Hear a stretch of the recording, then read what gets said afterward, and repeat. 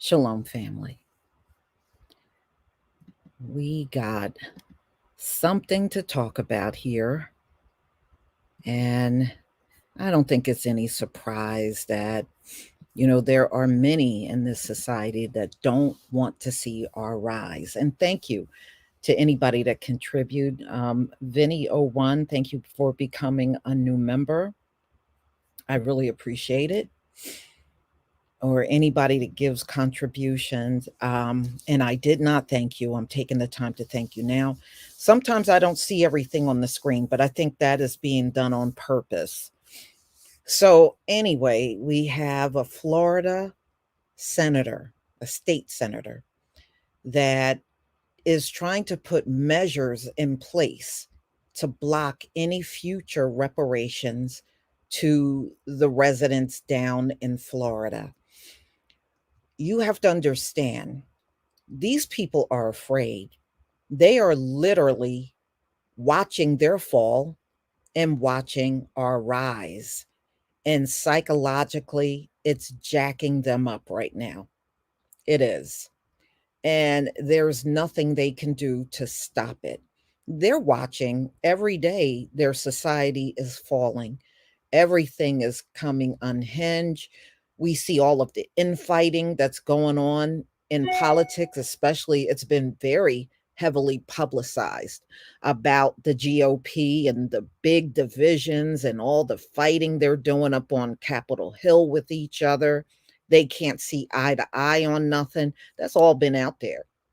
But don't believe for 1 second the Democrats aren't doing any better. But I want y'all to take notice to something. Whenever these politicians come forward, because he's not the only one that have said these things, there have been others. You notice nobody from the Democratic Party says anything when they say they're going to put amendments in place to block Black residents from getting reparations. You notice no one from the Democratic Party steps forward and say, well, whatever measure you put forward, we're going to block, or they speak against it. You notice how you never hear anything out of the Democratic Party when the senators rise up to do these things. And it's been other senators in other states as well. These people seriously don't want us to rise any higher than we are right now. And they have kept us in this place through heavy sabotaging. They had to heavily sabotage us and for centuries to keep us where we are now. Thank you, Judas Lion, for the super chat. Jacob will rise at Esau's demise. You ain't never lie. So, and it also tells you they have a serious fear of us getting reparations. They are afraid. You know, you don't do stuff like this unless there is something that is indicating that it is possible that we will get something. So let's get into it, y'all. Let's get into this story. So, this is a senator in Florida. He proposes an amendment to ban reparation payments to Black residents in the state. Now, just take notice when anybody else in the society receive reparations, you never heard or seen a politician coming forward to say they want to ban reparation. They didn't ban it for uh, Jews. They did not ban anything for the Native Americans, the Japanese. In fact, anybody that's non Black, they never jumped up and said this. This is nothing but pure 100% racism because we are the only group that they will do something like this to. I bet you when other reparations came through, I bet you this man didn't object even once. But the thought of us getting money sends him over the edge to the point where he wants to put an amendment in to ban us from getting reparations. Florida, I don't know who this man is. I don't live in Florida, but when his time for reelection come up, you need to get this fool out of office immediately. All right. So let's get into it. A Republican state senator from Florida introduced a constitutional amendment on Monday, November 27th, aimed to prohibit the state and all local level governments from paying reparations to Black residents for slavery. So he doesn't even want a task force formed for this. He's shutting it all down, at least attempting to. Okay, so this is Senator, I think it's called Blaze Ngaglia of Spring Hill, who is a former chairman for the state Republican Party, proposed the amendment, which will come up for consideration during the next legislative session in January 2024, with the goal of putting the issue on the ballot in November. The amendment would prohibit the state, county, municipality, and other political subdivisions from paying any compensation in the form of reparations to an individual who is a descendant of an enslaved individual who lived in the United States before December 1865. However, both the Florida Senate and House would have to approve the measure by a 60% majority vote before state residents would get their say at the ballot box. A similar resolution was expected to be filed in the House. Reparations have remained a controversial subject. That's only because of racism. That's why it's controversial among lawmakers who have struggled for decades to find a compensation resolution following the end of slavery after the Civil War. The issue has reignited debate in Washington as progressive Democrats recently criticized President Joe Biden for not taking any meaningful actions on reparations since he took office 3 years ago, and he's not going to. Remember, this man was a segregationist, and you can best believe he still is. Okay. This man ain't about to give us nothing. If you look at all of Joe Biden's political career, he has never given us anything except for a crime bill to mass incarcerate us. He's willing to give us that. But reparations, no, he doesn't have that kind of background. So you can rest assured he's not looking to have that in his political future either. That's why he avoids the topic because he don't care about us like that. Let's be real, he doesn't.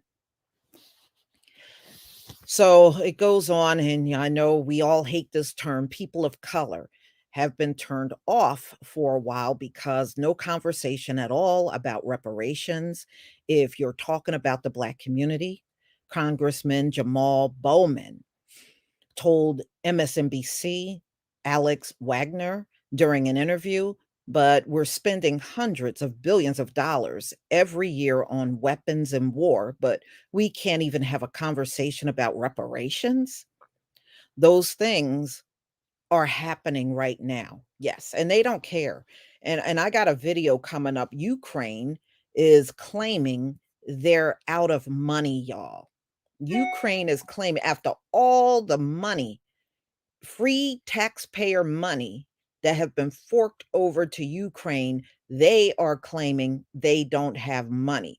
Personally, I think it is a bunch of BS and a way to get even more money sent to them. But this is what they're claiming, and I'll do that video later. So,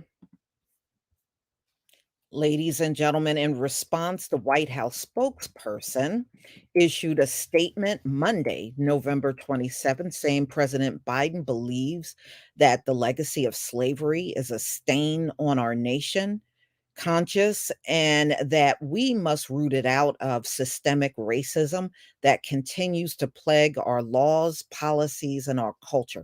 Yes, but he's been sitting there for 3 years and he hasn't done not one of these things that you just mentioned. He hasn't done none of it. He has not changed the law. If he wants to change the laws to get rid of systemic racism, then let's start with qualified immunity, which he is deeply opposed to getting rid of.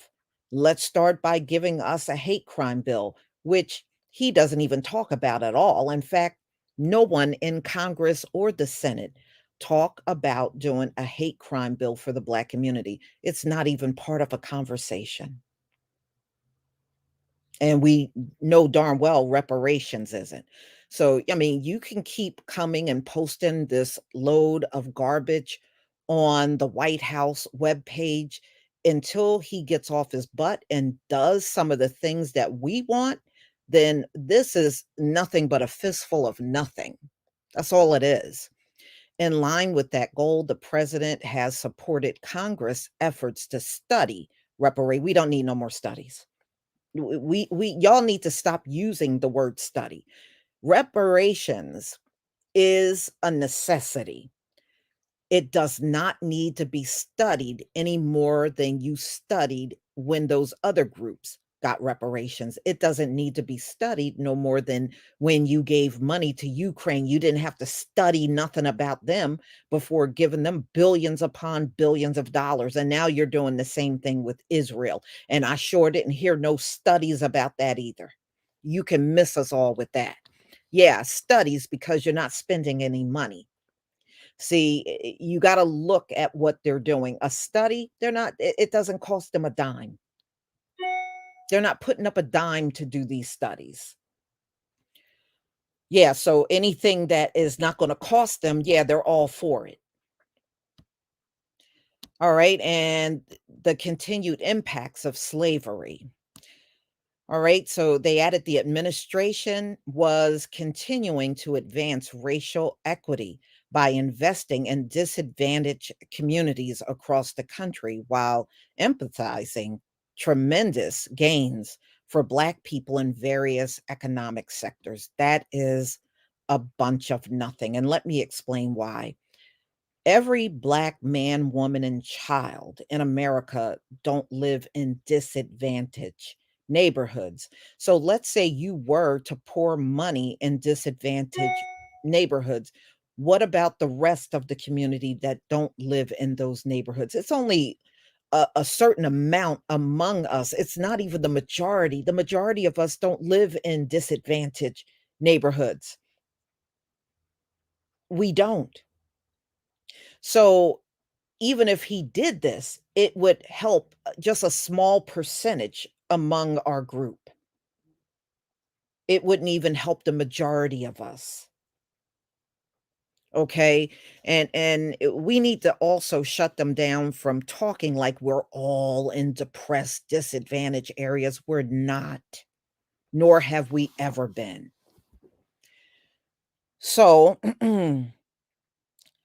Black people in various economic sectors, including home and business ownership. Okay, this is stuff we have been hearing, y'all, for years upon years.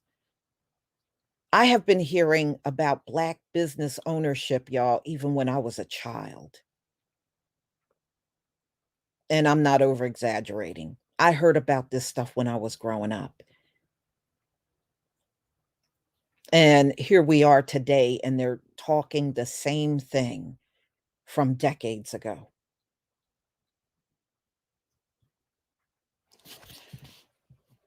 So the president's agenda has secured record low unemployment. Yeah, but their numbers for unemployment are always bogus because what they do is they don't count the people that have unemployment and it ran out. Those people don't get counted. So the numbers are never accurate. So when they say 60% of the Black community, are not getting unemployment, that doesn't mean that 60% is out here working, so it's really a bogus number for real. So many forms of reparations have been proposed in recent years, including the possibility of individual payments, settlements, fee waivers, and a host of other initiatives to offset systemic injustices that continue to impact the Black community hundreds of years after slavery. Yeah, well, there should not be many forms of reparations, cash payments. Now, if you want to throw other things in after the fact, then yeah, you can do that too. But cash payments must be above all else. So, Biden took office, progressives on Capitol Hill have called out the president for avoiding serious dialogue on compensating generations of Black Americans who, due to a stain of slavery, continue to experience social injustices and discriminatory practices in everyday life. Yeah, he's avoiding it because he doesn't feel we deserve anything. Joe Biden, again, look at his past. He doesn't have a past of helping us, and he doesn't want to deal with this. That's why he's not. This past summer, the White House press secretary, Corinne John Pierre, faced criticism for skirting the reparations issue the day after the White House hosted a celebration for Juneteenth, which was declared a federal holiday under Biden in 2021, which no one was asking for.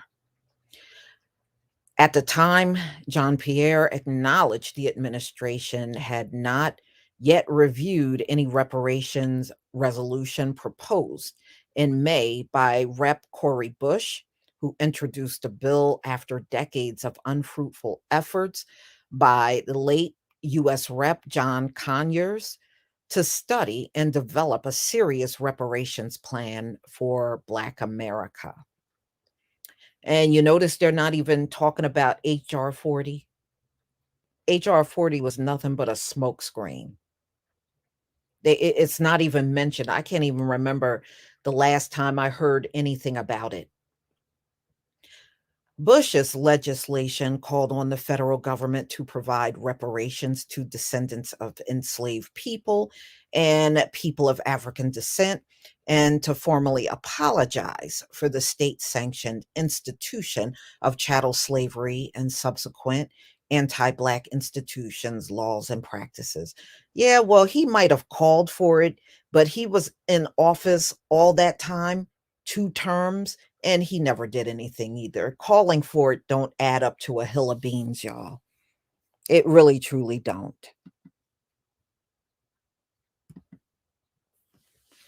So all of these administrations have failed to take the reparations up seriously, and this will continue into the future. It's just not in these people to right a wrong.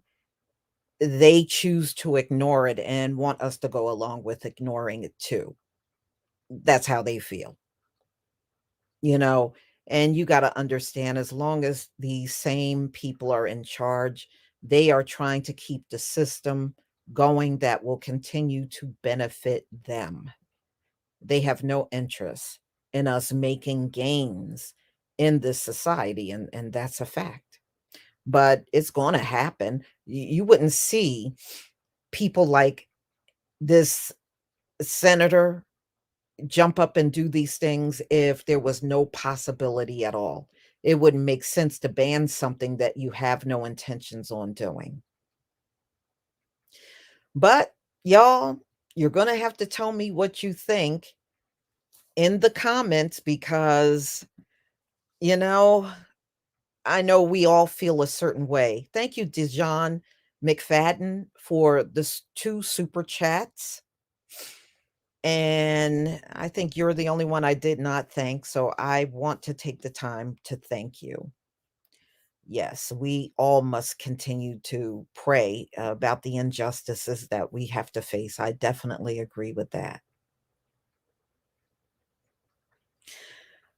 Yeah, well, right now, we're watching all of our money go to immigrants, Ukraine, Israel. It's going to everybody and everything except for us. And they're doing this on purpose. And y'all, they want to make us mad. That's why they're doing it blatantly in our face. They want us to get upset about it. You know, they have taken joy in our pain for 4 centuries now, and they continue to take joy in our pain. So, y'all, please tell me what you think. I want to thank you very, very much for being here, and we'll come back together again on a different topic. Please enjoy the rest of your day. Shalom, family.